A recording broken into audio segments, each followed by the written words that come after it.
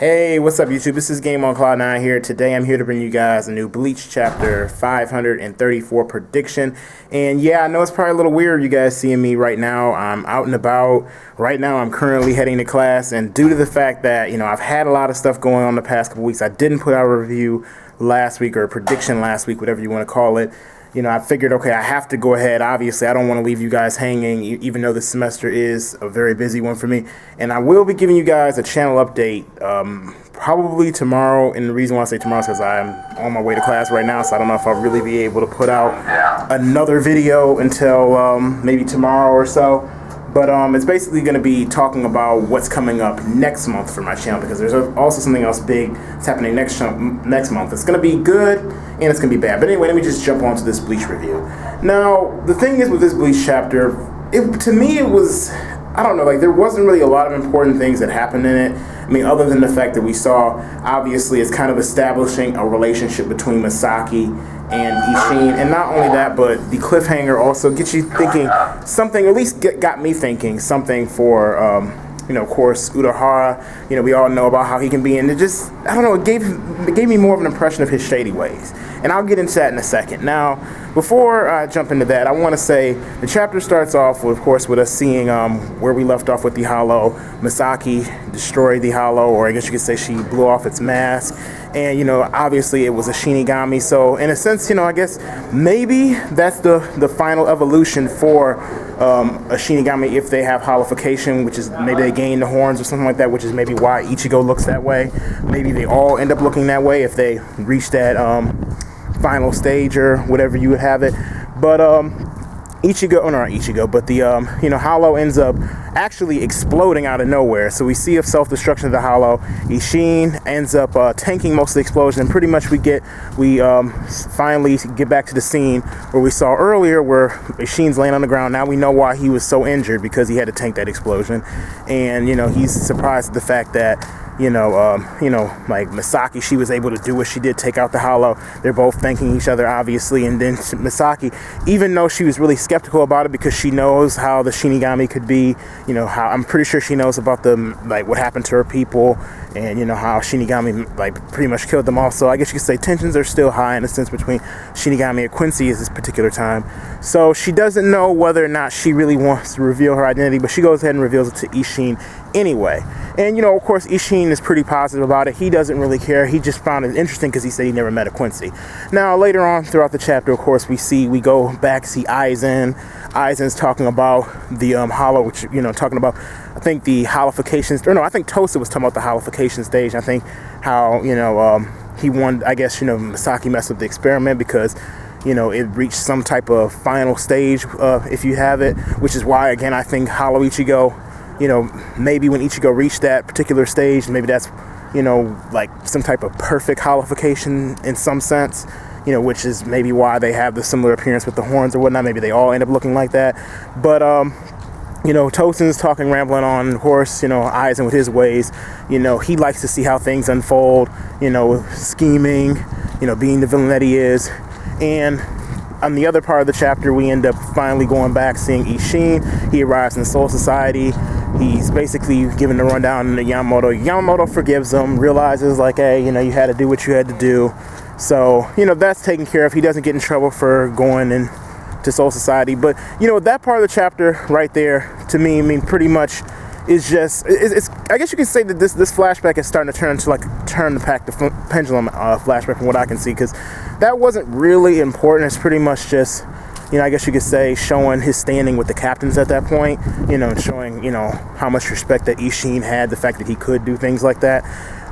We also see Ishin relaxing at one point, I believe, and when he's relaxing, he's thinking about Misaki, and Misaki is also thinking about him, thinking about, what they did for each other, and actually wondering where their standing is with each other. So they actually both want to talk to each other, because we even get at the end of the chapter Misaki thinking about that, and her friends are joking around about, I forgot to also mention, it's kind of weird that Ryukin, he didn't really have a weird response with Ishin. I mean, I'm thinking that maybe, I don't know if he did see Ishin. I'm pretty sure he sensed him, because Ryukin kind of, I don't know, he seems that type of character that, he would be skeptical. He would analyze things, kind of like Uryu, because Uryu analyzes things. So I'm kind of wondering if maybe he's going to cause some conflict later on down the line in this flashback. But yeah, we end up seeing towards the end of the chapter, of course, there was a little bit comical scene with Misaki and her friends, and joking about why she isn't, like that she should be with Ryukin and all that, and she's like sitting up there saying like, this is my freaking cousin, why would I be with my freaking cousin? I don't know, I found that scene a little bit hilarious.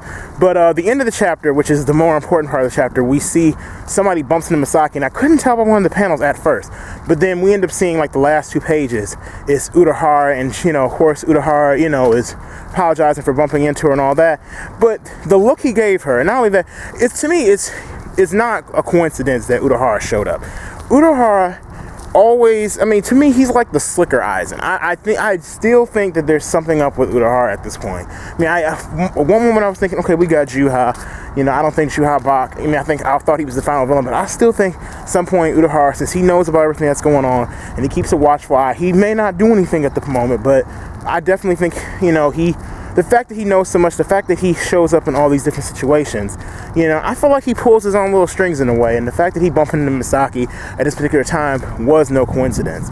So, to me, what this chapter, more or less what it did, was, of course, chuck Urahara, into this flashback, maybe hinting more to his shady ways that even Genjo kind of hinted to as well. Of course, also establish the fact that, now Ishin and Misaki are curious about each other. They're wondering, about the whole relationship, where it stands now with the Quincy and the Shinigami. So, obviously, the only thing that we need next is something to actually cause conflict for them to meet up again. So that they actually do, obviously, go ahead and get to going with making Ichigo.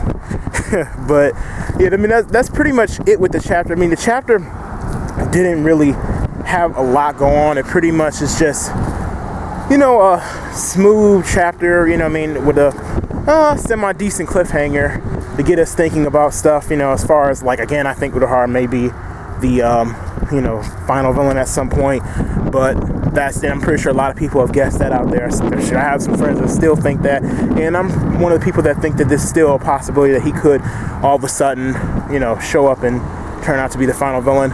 As for what I think is going to happen next chapter, I'm definitely thinking that we actually probably will see a lot more Urahara after this.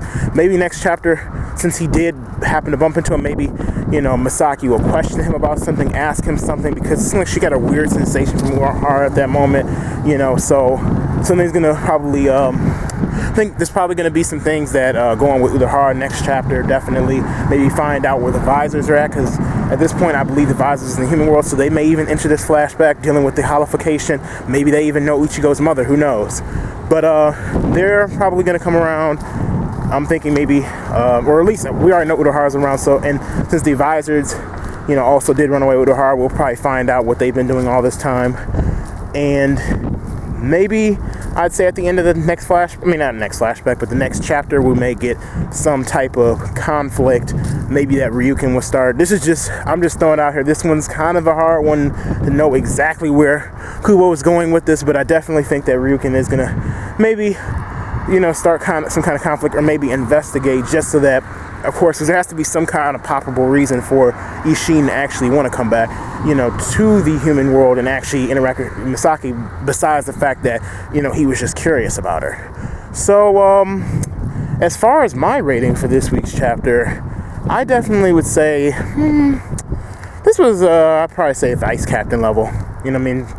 It was okay. It was pretty good, I guess. It wasn't, the artwork was always, usually the artwork in Bleach is always good to me, so I don't really have any problems with the artwork. Flow wasn't that bad. Wasn't really anything defining in this chapter really stand out from others. So that's probably what I give it. I give it a Vice Captain level chapter. That's the spiritual pressure that was given off. So anyway, thank you guys for watching this. Please don't forget to rate this video. So if you liked it, please put a thumbs up. And if you didn't like it, you can put a thumbs down. Sorry once again that I have to do this walking review because I have to head to class. And I'm probably actually late for it now that I think about it, because I'm walking kind of slow. And don't forget to subscribe to my channel if you enjoy my content and you would like to see more. Anyway, peace out, guys.